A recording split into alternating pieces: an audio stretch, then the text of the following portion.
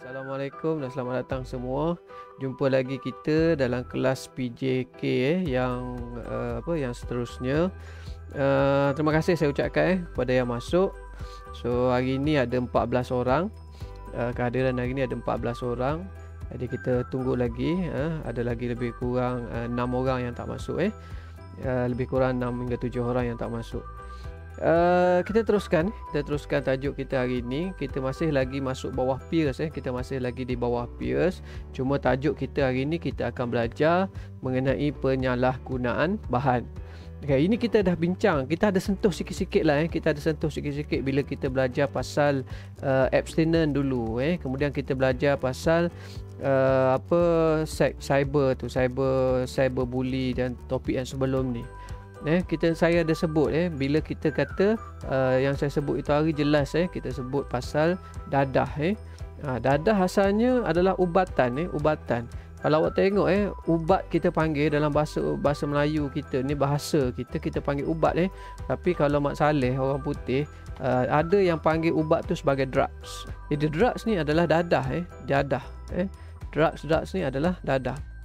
Okey, so jangan salah faham kita jangan salah faham. Maknanya kalau kita ambil bahan tadi, ubat-ubatan tadi mengikut preskripsi doktor, mengikut arahan doktor, maka itu tidak menyalahi penggunaan bahan-bahan tadi. Tapi kalau kita ambil sendiri kita beli daripada luar, kita tak ambil daripada doktor, maka kita telah melanggar satu perkara kita telah membuat sebagai penyalahgunaan bahan. Jadi bila kita menyalahgunakan ni kesan dia kesan dia. Okey, kita tengok satu-satu penyalahgunaan bahan. Penyalahgunaan bahan dikaitkan dengan pengambilan dadah. So ini kita cerita pasal dadah kali ini kita cerita pasal dadah pula. Maknanya kita mengambil bahan-bahan yang tidak dipreskripsi, yang tidak disyorkan, yang tidak diberi oleh doktor. Kita jadi pandai-pandai menjadi doktor sendiri. Tujuan asal bahan ini adalah untuk perubatan. Ini saya kata tadi tujuan asal dia adalah untuk apa? Untuk perubatan. Maknanya kalau kita sakit, kita batuk, doktor bagi ubat batuk. Jadi kita minum ubat batuk mengikut sukatan, maka kita sembuh daripada penyakit batuk tadi. Tapi bila kita salah guna, maksudnya kita gunakan tadi lebih daripada dos dan dengan tujuan yang lain, yang tujuan yang salah. Contoh dekat sini tujuan untuk berkhayal, ataupun untuk mendapatkan keseronokan.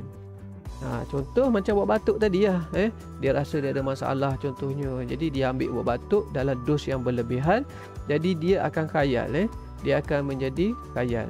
So, jadi dia khayal pada waktu itu dan dia mendapat keseronokan untuk sementara waktu saja. Keseronokan dia untuk mendapat keseronokan, konon-konon untuk melupakan masalah dia. Pada waktu itu, semasa ada kita kata bahan tadi masih lagi ada dalam badan dia, so dia mendapat keseronokan sementara. Tapi bila bahan tu habis, kesan dia habis, maka masalah tu akan ada balik. Masalah tu akan ada balik. Jadi saya untuk awak semua, nasihat saya, kalau ada masalah jangan lari daripada masalah. Selesaikan masalah itu. Jangan berfikir singkat. Jangan kita fikir singkat, maknanya nak selesaikan masalah tadi, kita isap rokok. Nak selesaikan masalah ni, kita ambil dadah. Nak selesaikan masalah ni, ambil ubat batuk. Tapi kita lari daripada masalah. Jangan. Kita kena pergi selesaikan masalah tadi. Masalah simple. Awak sebagai seorang pelajar, contoh ni, contoh tak buat kerja rumah. Bila tak buat kerja rumah, tak nak pergi sekolah. Bila tak nak pergi sekolah, kerana apa? Kerana tak buat kerja rumah. Jadi esok, lusa, selagi tak siap kerja rumah tu, selagi itulah awak tak pergi sekolah, contohnya kan. Jadi secara yang selesai je, buatlah kerja rumah tu. Buat je lah kerja rumah tu. Betul salah bukan isu Kalau saya sebagai cikgu awak, betul dan salah itu bukan satu isu. Yang penting awak buat. Kalau betul, bagus. Kalau betul, bagus, maknanya awak faham. Kalau salah, maknanya saya sebagai cikgu akan betulkan awak balik. So itu proses belajar Kalau saya nak semua jawapan awak betul semata-mata, mana awak tak duduk di sekolah, awak duduk kat universiti, ataupun awak dah jadi profesor, awak jadi doktor. Kan? Jadi itu proses belajar. Mana kita melakukan kesalahan, kita belajar daripada pengalaman yang kita buat salah tadi, dan barulah kita dapat jawapan yang betul. So nasihat saya, jangan lari daripada masalah. So dia nak selesaikan masalah itu sementara. Lepas tu dia ambil bahan-bahan ni. Penagihan dadah bukan saja memusnahkan kehidupan individu. Dia sentiasa berkait. Bukan masalah diri dia saja. Malah dia akan berkait dengan melibatkan kepada keluarga dia dan masyarakat dan negara. Penyalahan guna bahan. Jerat dadah atau dikenal atau menjadi keldai dadah bagi tujuan pengedaran bahan terlarang akan dikupas.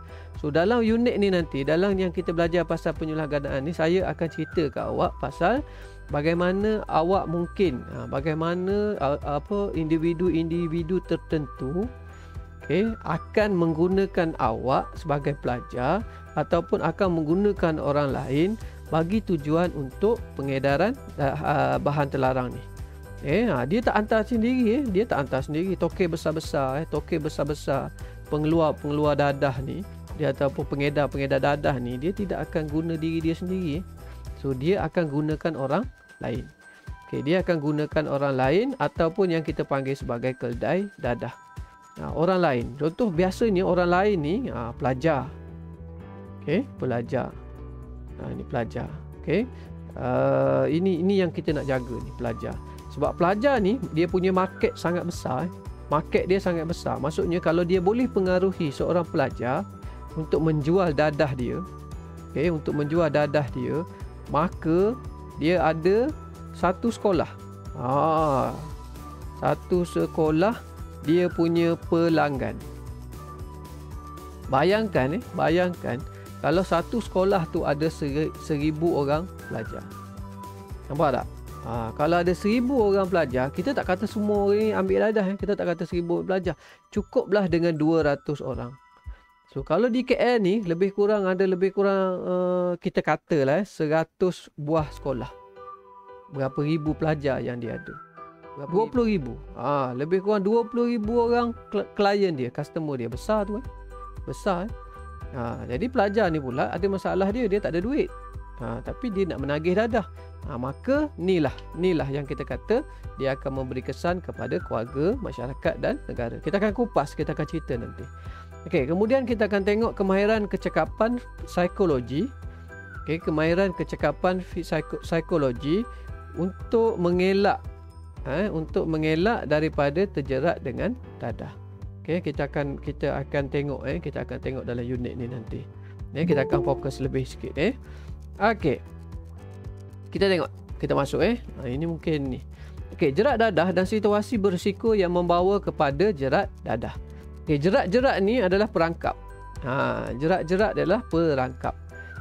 Jerat dadah ialah keadaan individu yang dipengaruhi atau diperdaya oleh individu lain bagi menagih dadah atau dijadikan sebagai keldai dadah. So jerat ni bagaimana seseorang individu tu, kita ni seorang yang baik ni, macam awak semua ni yang kelas saya ni yang dah masuk ada 17 orang ni, alhamdulillah 17 orang ni semua pelajar yang baik. Semua pelajar yang baik. Dan biasalah selagi kita nama manusia ni, selagi tu kita tidak boleh lepas daripada masalah. Selagi kita nama manusia ni, selagi itulah kita tidak boleh lepas daripada masalah. Allah sayang kita, maka Allah uji kita dengan masalah. Allah akan bagi kita sesuatu yang untuk kita mula berfikir. Jadi ada orang positif dan ada orang negatif. Yang positif dianggapkan sebagai ujian itu adalah masalah-masalah yang dia hadapi itu sebagai satu ujian Allah. Maka satu ujian, maka dia menganggapkan dia perlu selesaikan masalah tadi. Allah sayang kat dia. Kerana Allah sayang kat dia, Allah melihat dia dan Allah bagi dia ujian. Itu orang positif. Yang jerat dadah ni, dia nak tangkap orang yang negatif tadi.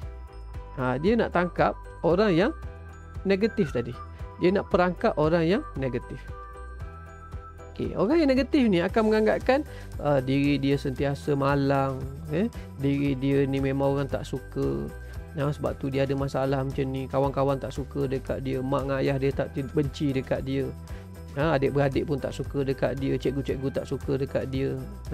Jadi bila cikgu bagi perhatian, cikgu tegur contohnya, kenapa tak siap kerja rumah, cikgu tegur, cikgu marah sikit, cikgu nasihat sikit. Jadi dia menganggapkan itu sebagai satu bebanan. Satu bebanan. Jadi dia kata cikgu tak sayang kat dia. Dia kata mak ayah dia tak sayang dekat dia. Dan dia mula negatif. So bila negatif ni, ini yang menyebabkan satu sikap yang mudah dipengaruhi.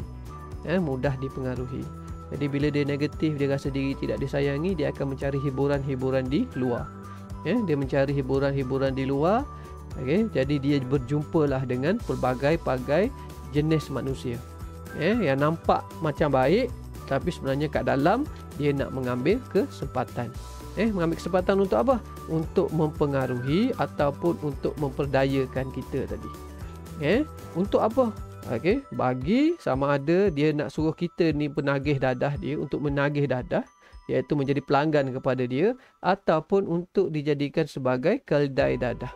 Keldai dadah ni pernah dengar tak? Awak pernah dengar tak keldai dadah? Pernah. Pernah Pernah. Pernah. Okey, apa yang awak faham dengan bila sebut keldai dadah? So maknanya orang nak menjerat kita ni, macam Zafran cakap tadi, orang yang ketiga.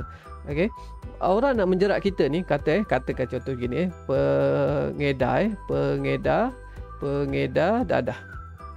Ni katakan dadah ni, katakan ini yang mengeluarkan dadah tadi, ataupun kilang lah, kita kata kilang. So dia mesti distribute, distribute ni dia nak pergi ke mana? Dia nak pergi ke customer dia. Dia nak pergi ke customer dia, pelanggan dia. Maknanya untuk sampai ke pelanggan dia ni, dia perlu ada kaedah yang kita panggil sebagai distribution, ataupun kaedah mengedar dadah tadi. Bagaimana nak suruh sampai. Jadi pertama, dia perlukan gunakan orang. Dia gunakan penjual. Dia gunakan penjual. So penjual ni, Allah, kenapa saya ejaan saya ni? Awak boleh baca tak tulisan saya ni? Boleh, harapnya boleh baca lah. Boleh. Penjual. Dia ada penjual. So penjual ni dia direct, sama ada dia direct jual kepada pelanggan ni. Biasanya penjual ni dia tak guna, dia tak pakai, dia tak makan, dia tak guna pun dadah tadi. Dia jual untuk pelanggan dia. Penjual ni. So penjual ni ada banyak kategori.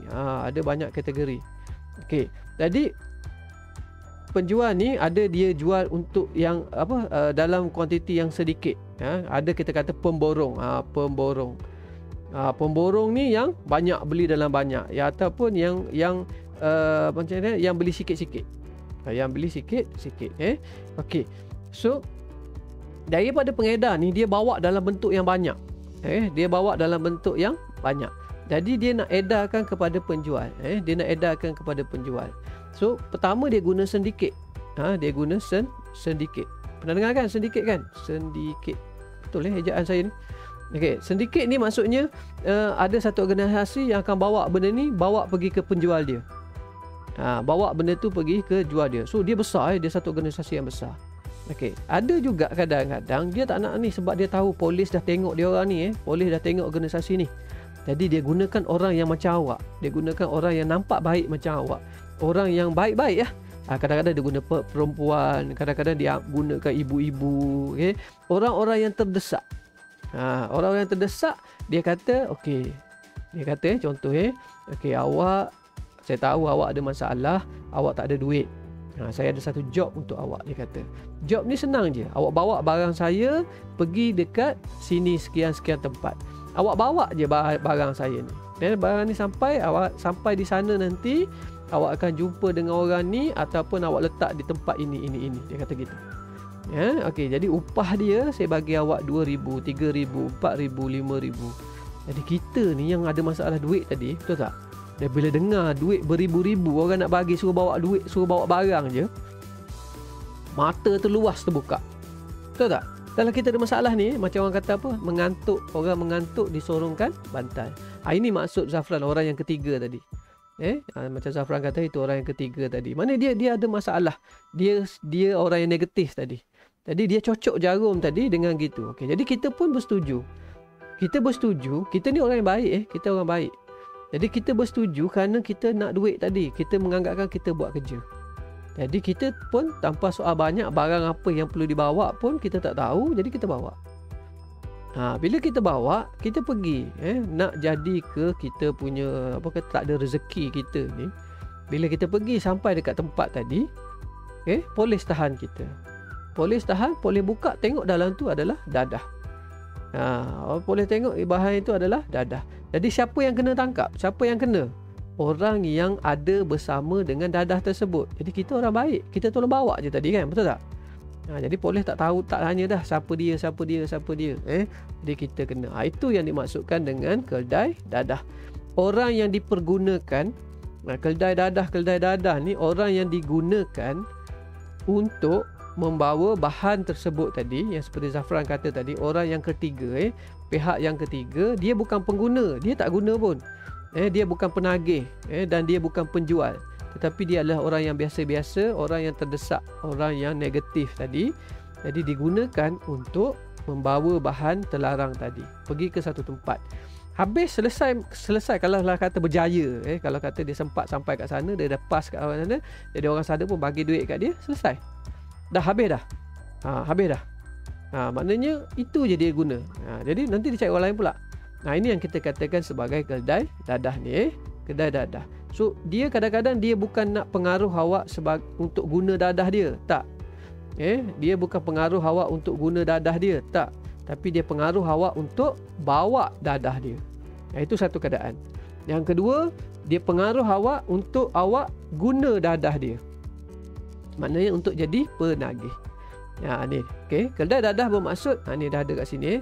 Keldai dadah bermaksud mereka yang ditipu, dipaksa atau diperdaya dengan tujuan menjual dadah di dalam atau di luar negara tanpa mengetahui mereka membawa dadah atau menjadi ejen pengedaran dadah. Dia tak tahu pun barang dia bawa apa. Macam saya kata tadi lah. Awak nak melancong? Nak melancong. Gini, saya bagi awak melancong dengan duit RM20,000. Tiba-tiba nak bagi kita duit RM20,000. Jadi awak tolong, awak nak pergi mana? Saya nak pergi nak pergi ke London contoh tapi tak ada duit nak pergi ke London. Tak apa saya bantu. Nampak muka baik saya bantu. Bantu dengan cara macam mana? Saya bagi awak, saya beli awak tiket, saya bagi awak tiket kat penerbang kat sana. Saya bagi duit poket dekat awak. Awak pergi je. Melanconglah, bersuka-sukalah dia kata dekat London sana. Tapi saya minta tolong satu benda. Dia kata gitu. Saya minta tolong satu benda. Benda apa? Gini, saya nak bagi barang kat kawan saya, dia kata. Jadi kebetulan awak nak pergi ke London ni, boleh tak boleh bawa barang saya ni kepada kawan saya di London contohnya. Kita dia dah seronok dengar 20,000 orang nak taja kita ni, kita pun boleh. So dia pun bukuh cantik-cantik, bagi satu beg dekat awak, awak bawa beg bersama dengan beg pakaian awak. Itu yang kata tanpa pengetahuan. Kita tak tahu pun. Kita tak tahu. Barang yang dibawa itu adalah dadah. Ini yang bila sampai kat sana tu kita kena tangkap, kita terpinga-pinga. Mereka yang ditangkap tu terpinga-pinga. Mereka tak tahu apa yang ada dalam tu. Jadi nasihat saya sekali lagi kepada awak pelajar-pelajar semua, kalaulah kata awak berada di airport, kalaulah kata awak berada di airport ataupun di bus stand ataupun di stesen-stesen LRT ataupun di mana-mana sahaja, tiba-tiba datanglah orang minta tolong awak tengok beg dia. Ada orang datang, dia kata, adik-adik, akak nak pergi toilet sekejap, boleh tak adik tengok beg akak ni? Betul, kita kadang-kadang ingin menolong, betul tak? Tapi jangan, kalau nak tengok boleh letak kat situ, jangan pegang. Cakap saya tengok. Jangan pegang, jangan sentuh, awak tengok dari jauh je. Tapi kalau awak pegang, kita khawatiri, kita khawatiri benda yang awak pegang itu adalah benda yang salah. Dadah. Kalau boleh tolak, minta maaf kak, saya pun nak cepat, tolak dengan baik. Saya pun nak cepat kak, saya tunggu kawan saya datang. Kawan saya dah nak sampai dah. Saya takut nanti kalau akak pergi tak apa, saya ni. Tolak dengan baik. Jangan. Kadang-kadang kita nampak orang baik datang dengan image yang kita kata image yang cantik lah, image yang baik. Tapi hati manusia kita tak tahu sebab jadi saya nasihatkan sekali lagi kalau boleh tolak dengan baik. Jangan.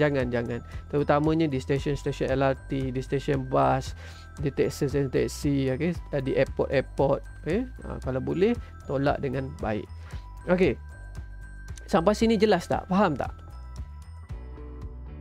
Benar. Faham. Faham. Jelas. Faham Okey, alhamdulillah.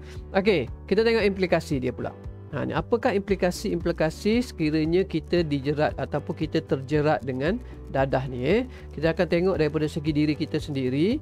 Okey, kita akan tengok daripada segi keluarga kita dan kemudiannya kita akan tengok dengan skop yang lebih besar iaitu masyarakat. Okey, kita tengok kepada diri kita. Okey. So kalaulah katakan ni pada diri ini kita bercerita sebagai maknanya kita bercerita iaitu penagih penagih ataupun pengguna. Pengguna maknanya kita yang guna. Kita guna barang tadi. Maknanya kita adalah pengguna dalam cerita ini kita adalah pengguna. Okey, jadi pertama sekali kalau kita ambil dari segi kita pengguna ni, of course lah kesihatan kita terjejas. So kalau lah awak tengok kita boleh tengok cukup ya orang yang ambil ubat batuk berlebihan dia akan sentiasa letih, lesu, tidur, mengantuk. Kadang-kadang dia jadi laluk. Jadi kalau awak tengok orang ambil dadah tu sebab tu dia pemikiran dia, kesihatan dia, badan dia kurus je. Badan dia kurus je.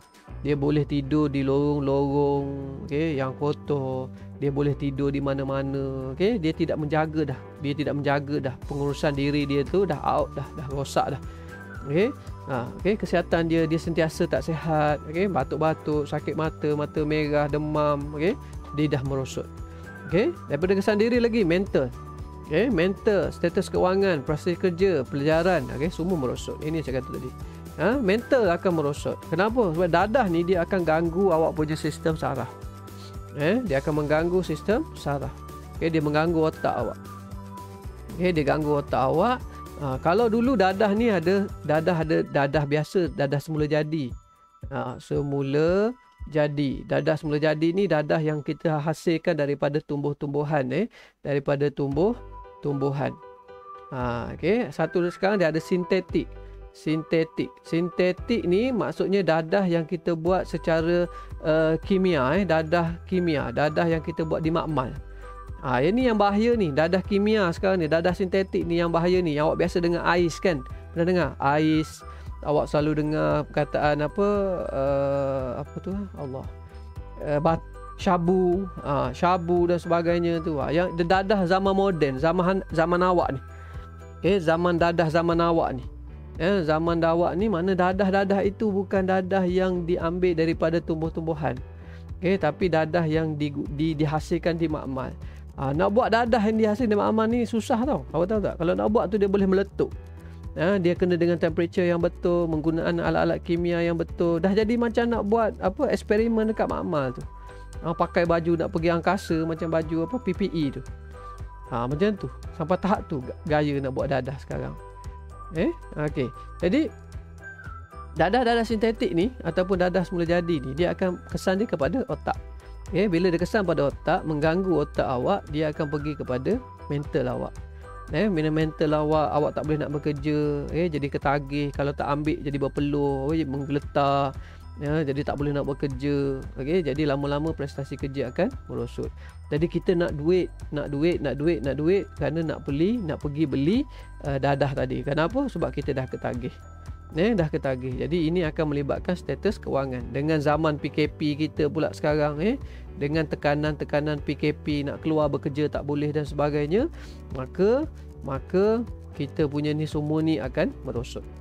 Nanti dia akan pergi kepada keluarga. Kita tengok nanti yang status keuangan, mental ni semua ni nanti dia akan pergi memberi kesan kepada keluarga juga nanti.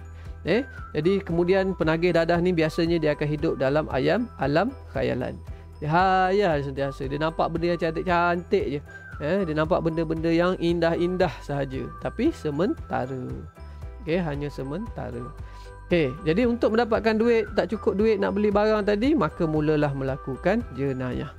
Contoh pelajar macam kita, macam awak semua. Awak tak ada duit, betul tak? Awak tak bekerja, jadi awak tak ada gaji. Jadi awak tak ada gaji. Jadi kita mengharapkan mak dan ayah kita bagi duit kita harian. Jadi ada pelajar-pelajar yang nak mengambil dadah ni, dia sanggup simpan duit dia. Sekolah dia tu dia simpan duit. Dia simpan duit kenapa? Kerana nak pergi ambil dadah. Macam awak lah, kita ada target, cikgu, kenapa awak simpan duit ni? Kenapa tak makan? Saya nak simpan duit, cikgu. Kenapa awak nak simpan duit? Nak simpan duit. Kenapa nak simpan? Sebab saya nak beli handphone cantik-cantik contohnya. Kita sanggup berkorban. Jadi kita pun simpan lah duit kita RM1 sehari, 700 hari, 2 tahun lebih kurang, dapatlah RM700 lebih kurang.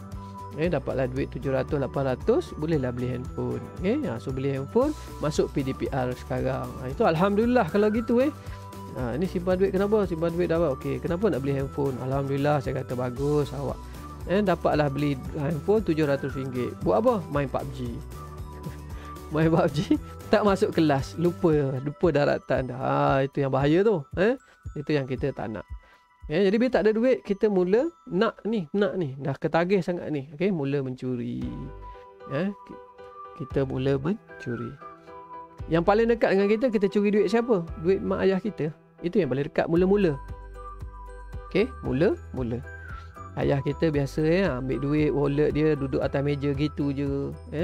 Lepas tu duit tengok-tengok hilang RM10. Tak apa, ayah kata mungkin mak ambil kan, beli lauk ikan tadi. Jadi ayah pun buat senyap. 2-3 hari lagi tengok hilang lagi RM10. Ayah pun mula muskil. Ayah tanya mak ada ambil tak duit dalam wallet ayah ni? Mak kata tak ada. Dah mula curiga. Nampak tak? Dia dah mula curiga. So ayah pun mula pasang perangkap, memerhati. Dia perhati je. Tengok-tengok kita yang pergi ambil. So ayah tanya, awak ambil buat duit buat apa?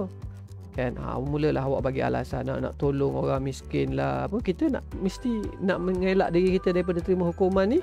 Kita pun cerita, cikgu kat sekolah minta duit. Dah cikgu pula kena. Ayah tanya kenapa? Nak beli buku. Okey, ayah pun relax nak beli buku. Tiba-tiba cikgu telefon ayah. Okey puan, cik ni anak cik dah tak bayar lagi. Dah tak bayar.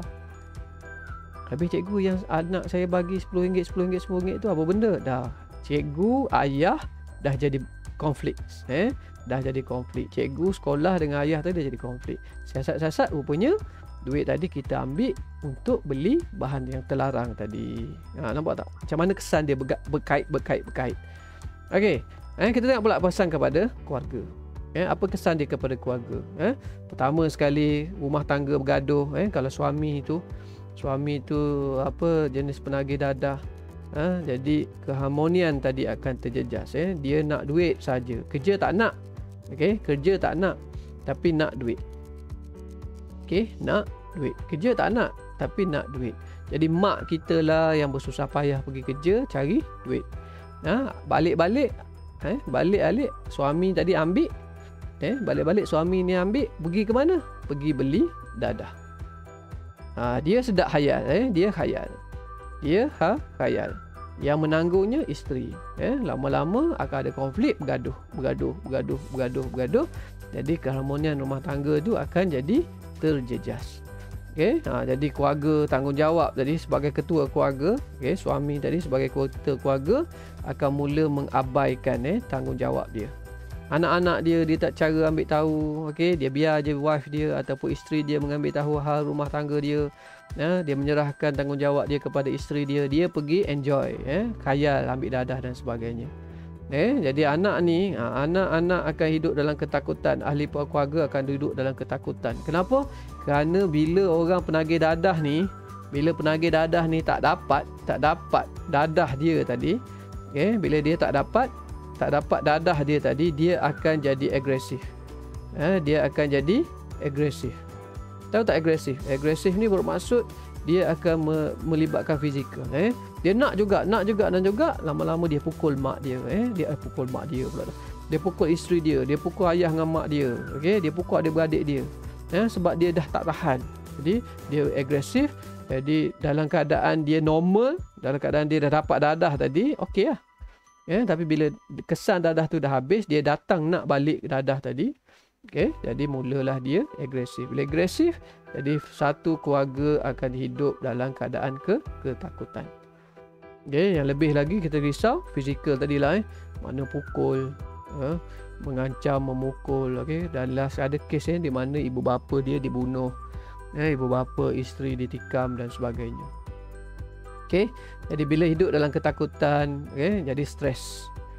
Jadi stres. Jadi mulalah bergaduh, stres. Saya tertekan. Jadi bila dia tertekan, contohnya anak-anak tadi akan mencari hiburan luar. Hiburan dekat luar. Ni hiburan dekat luar. So kalau positif, kita akan balik pada positif balik. Kalau positif, dia akan cari kawan-kawan yang macam awak semua lah. Kawan-kawan macam awak semua yang membawa ke arah kebaikan. Ke arah kebaikan. Kebaikan. Tak apa. Yang ni Alhamdulillah kalau dapat yang macam ni. Kita takut dapat yang negatif. Dapat yang negatif ni. Ni yang membawa kepada apa? Dadah tadi. Dadah ataupun hiburan-hiburan yang melampau. Tapi masalah sekarang ni dia pergi jumpa. Senang je. Kalau kau nak selesaikan masalah kau ni, kau isap okok ni. Orang kata kau isap okok ni, rokok ni special, aku buat khas untuk kau. Kawan dia sedap pula mulut dia. Rokok ni aku buat khas special untuk kau. Kau isap confirm hilang masalah kau. Kau akan gembira sentiasa. Kita pun isap. Kita tak tahu dalam tu dia pakai apa. Kemungkinan dia bukan pakai tembakau biasa tu, tapi dia telah buat masukkan ganja. Kita pun isap. Betul lah hilang orang apa terapung, terbang je kan. Jadi kita risau yang negatif. Okey, kesan pada masyarakat dan negara. Ini pun biasalah. Jadi bila bermasalah, dia balik pada konsep masalah tadi. Bila masalah, bila bermasalah, kita tak nak kerja. Kita tak nak kerja. Kita tak nak kerja. Bila kita tak nak kerja, maka kerajaan ataupun masyarakat ataupun organisasi tadi akan kehilangan tenaga kerja yang mahir, yang efektif dan bermotivasi. Efektif ni yang mahir ataupun yang berkesan. Mana dia seorang pekerja yang baik sebenarnya. Asalnya seorang pekerja yang baik, tapi ada masalah sikit, dia salah bawa jalan, dia menjadi penagih dadah. Bila jadi penagih dadah, hilang dah dia punya motivasi untuk bekerja, hilanglah dia punya apa semua. Jadi kesan dia bukannya kepada diri dia sahaja, tapi kepada pekerjaan dia tadi. Jadi bila dia start melakukan jenayah tadi, dia bukan mula-mula dia curi daripada rumah tadi macam cerita tadi, dia ambil duit ayah dia. Jadi ayah dia dah tahu, dia terpaksa cari duit daripada yang lain. So pergi sekolah, dia ugut kawan-kawan dia. Kalau tak bagi duit kat aku belasah kau balik kerja lagi. Jadi budak takut bagi duit kat dia. Dah masuk bully pula. Betul tak? Jadi bila dia kawan-kawan tak ada dah nak minta duit dengan siapa-siapa, kawan-kawan mengelak dan sebagainya, maka dia mula-mula pergi curi motor ke, curi yang benda kecil-kecil dulu, curi basikal ke, lepas curi basikal dapat duit, seronok, curi motor, lepas curi motor, dia mula membesar. Jadi masyarakat juga akan mula bimbang. Bimbang kenapa? Masyarakat takut barang dia hilang. Nampak dia lalu, mamat ni lalu, si A ni lalu, masyarakat semua mula, mamat ni dah keluar dah, jadi mula simpan barang tadi. Jadi masyarakat mula memandang serong. Bilangan pesakit mental bertambah. Penularan penyakit HIV dan AIDS. Penularan. Sebab apa? Sebab biasanya penagih dadah ni dia berkongsi jarum suntikan. Kalau awak pergi ke hospital, bila awak dicocok, contohnya awak dicocok, awak diberi vaksin, awak dicocok syringe tadi ataupun jarum tadi, dia akan buang terus. Jadi bila datang orang lain, dia pakai yang baru. Tapi penagih dadah ni, dia tak ada duit nak pergi beli syringe tu. Jadi dia pakai picagari. Dalam bahasa Inggeris kita panggil syringe, dalam bahasa Melayu kita panggil picagari. Jadi dia tak ada duit nak pergi beli benda tu, tak ada duit nak pergi beli alat penyocok tu. Jadi dia simpan yang kotor. Jadi bila dia cocok dalam diri dia, dia cocok dalam diri dia, dekat jarum tadi dah ada kesan darah dia. So dia bagi dekat member dia yang sama isap dadah tadi, kawan dia pula cocok pula masuk dalam badan dia. Jadi kita tidak tahu dalam badan dia tu ada apa, ataupun dalam badan kita ada apa. So dia telah menjangkitkan penyakit kepada orang lain. Ini yang kita takut ni, HIV. HIV ni adalah virus dia. AIDS ni adalah sakit dia. Jadi bila negara kehilangan pekerja-pekerja yang bagus, pekerja-pekerja yang mempunyai motivasi, yang berkesan, bila negara ni maknanya ramai rakyat-rakyat dia yang menagih dadah ataupun kesalahan penyalahan gunaan bahan tadi, maka ekonomi dia akan terjejas. So bila ekonomi negara terjejas, dia balik pada siapa? Dia balik pada awak, pada individu. Individu. Jadi dia susah nak dapat kerja. Dia tak boleh nak bekerja. Kenapa? Sebab banyak kilang-kilang tutup. Nampak tak, dia balik kepada kita. Sebab apa? Sebab gaji kita ni datang daripada mana? Datang bila kita bekerja. Datang daripada bekerja. Jadi bila nak kerja kena ada kita panggil apa? Kena ada kilang contohnya, kena ada kilang, kena ada kerajaan, okey, ataupun kena ada orang yang menyediakan pekerjaan. So bila kerajaan tak ada, bila kilang tak ada, jadi tak adalah pekerjaan. Bila tak ada pekerjaan, maka tak adalah gaji. Bila tak ada gaji, maka kesannya pada individu. Nampak tak dia balik macam mana? Jadi benda ni berkesan dia menjadi bukan masalah diri, tetapi dia akan menjadi masalah kepada negara. Okey? Boleh tak? Faham So, boleh. So kat sini kita tengok. Okey, kita tengok beberapa perkara. Pertama jerat. Kita bincang tadi adalah pasal jerat. Pasal jerat dadah. Bagaimana kita digunakan, bagaimana kita dipengaruhi, bagaimana kita diambil kesempatan untuk sama ada menggunakan dadah tadi ataupun untuk mengedarkan dadah tadi dalam bentuk yang kita katakan sebagai keldai dadah tadi. Okey, saya dah bagi tahu dah kesan dia apa semua. Jadi sekarang kita nak tengok bagaimana kita nak mengelak diri kita. Bagaimana kita nak mengelak diri kita dari terjerat. Jerat dadah memberi implikasi yang negatif terhadap mangsa. Maknanya saya memperdayakan awak. Awak seorang yang baik. Jadi bila awak terpedaya, maka awak berubah menjadi orang yang tidak baik. Okey, usaha yang progresif dan padu perlu dilakukan untuk menanganinya.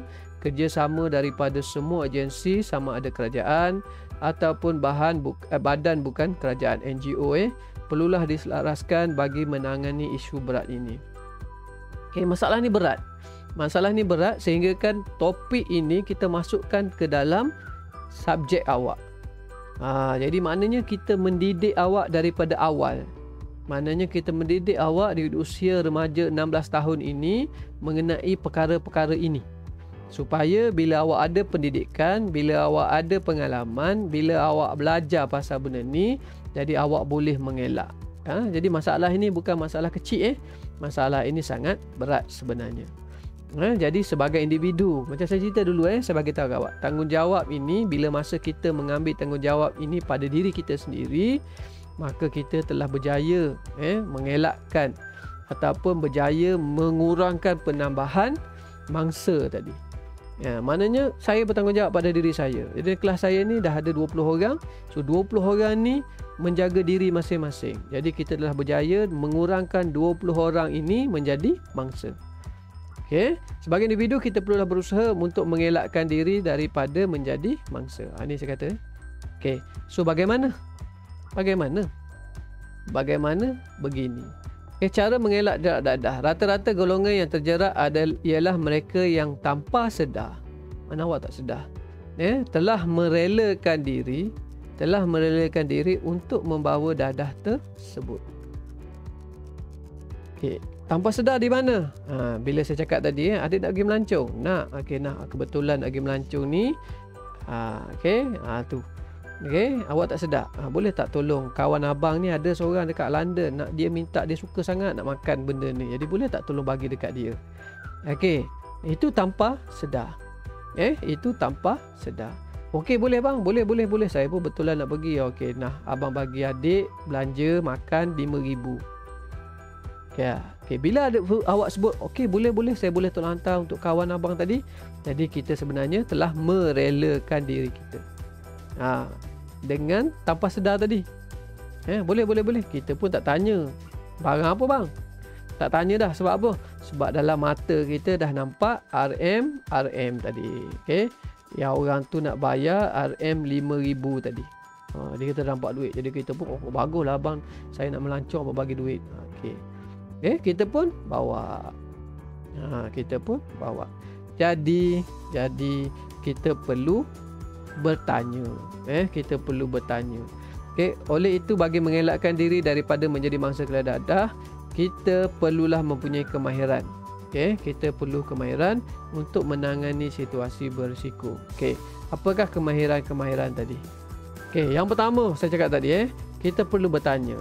Boleh bertanya, benda apa ni bang? Makanan. Makanan apa bang? Nampak macam pelik je, abang sanggup nak bayar saya. Nampak tak? Kita mula query. So bila kita query, dia mula tergugat. Jadi dia tak akan cari awak. Waktu kita berhati-hati. Contoh, jom kerja. Nak kerja? Nak. Okey, nak kerja. Saya bayar dekat awak RM18,000.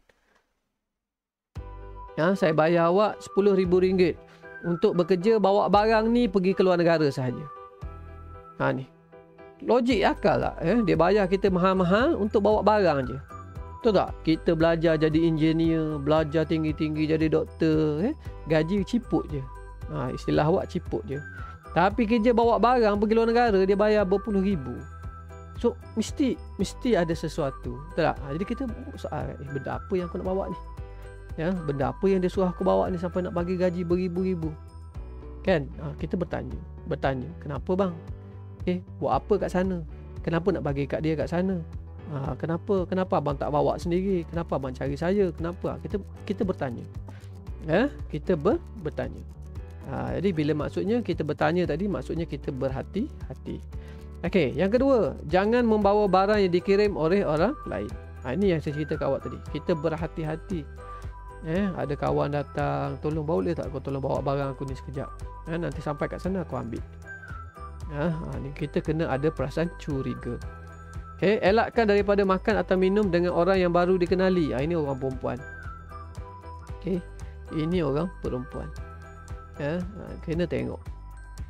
Kita tak kenal orang. Ini tips saya satu lagi. Tips saya untuk awak, dan tips awak ni mungkin boleh sampaikan kepada adik-adik perempuan awak, kepada keluarga-keluarga perempuan kita. So kalau lah ada orang, tak kira lah kadang-kadang kawan lelaki dia, orang yang kita rasa baik, bila kita order air ataupun makanan, kata dia ajak kita pergi makan, dia ajak adik-adik perempuan kita, kakak-kakak perempuan kita pergi makan. Bila kita sampai di sana, makanan itu sudah diorder. Makanan itu dah diorder oleh dia. Dia sampai awal, dia dah order dah makanan tu siap-siap. Janganlah makan. Kalau saya lah, janganlah makan. Awak bagilah alasan yang dalam keadaan yang baik. Minta maaf saya tak makan. Boleh tak saya order lain? Kita rasa curiga itu perlu ada. Ataupun minuman. Dia tak order makanan lagi, tapi dia bagi air mineral. So tengok botol mineral tadi dah terbuka ataupun tertutup. Sila tengok keadaan air tadi dah tertutup ataupun terbuka. So kita kena ada curiga sikit, kena ada perasaan curiga. So kalau dah terbuka, jangan minum. Senang je, jangan minum. Sebab kita takut dia masukkan sesuatu dalam minuman kita ataupun makanan kita tadi. Walaupun pergi ke KFC, walaupun pergi ke fast food dan sebagainya, biarlah kita order bersama dengan dia.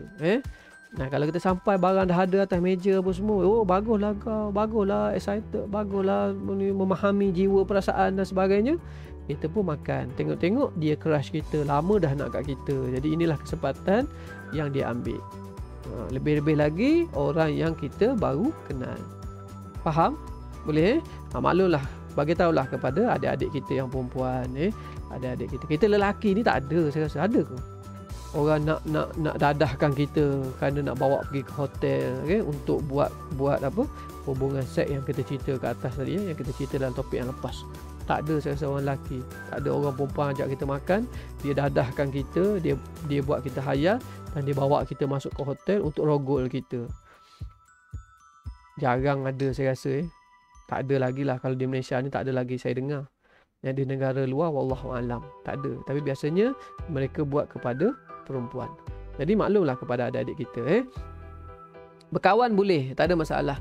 Tapi kita siasat latar belakang dia. Kita siasat latar belakang dia. Tanya siapa mak dia, siapa ayah dia kerja apa, dia duduk kat mana. Kita kena siasat. Jangan mudah mempercayai seseorang. Tinggal bersama keluarga atau sentiasa menzarahi keluarga. Ini kalau kata macam awak lah.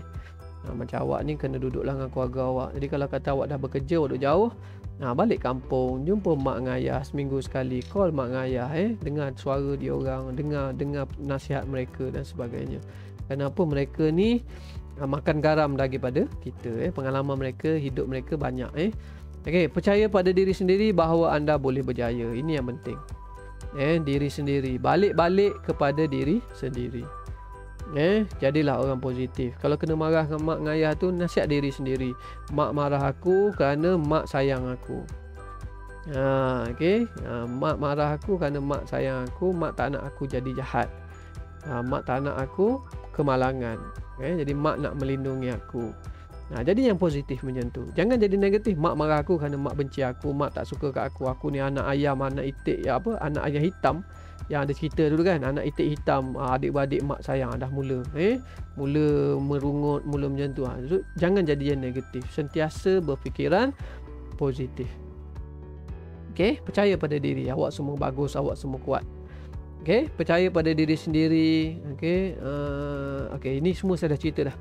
Ini saya dah cerita. Siasat dulu atau buat kajian terlebih dulu tentang kerja yang di pohon atau yang ditawarkan. Ini saya kata tadi jika ada muskil, tanya ataupun siasat. Sekarang ni Google banyak. Jangan bawa yang dikira orang lain. Ini nasihat saya yang tadi juga saya dah bagi tahu dah kat awak tadi. Kalau awak berada di lapangan terbang, awak ada di bus stop, stesen bas, ataupun awak berada di LRT, ataupun awak pergi ke pasar raya dan sebagainya, jangan. Elakkan. Ini semua adalah apa yang saya dah cerita tadi. Elakkan daripada makan atau minum. Elakkan. Dia tengok takut ada orang khianat kita. Takut ada unsur khianat. Selidik latar belakang. Ini saya dah indah kat awak. Tinggal bersama keluarga pun sama. Saya dah bagi tahu dah. Percaya diri sendiri. Habis. Minta maaf lah saya mengambil masa awak 6 minit. Mengambil masa awak lebih daripada 6 minit. Lepas ni awak ada kelas ke? Lepas ni rehat. Aku kelas BM Kimia. Tu je dah. Hari ni saya berjaya habiskan satu topik terus. Saya masukkan link kehadiran awak. Alhamdulillah kalau ikut kat sini ada 18 orang. 18 orang.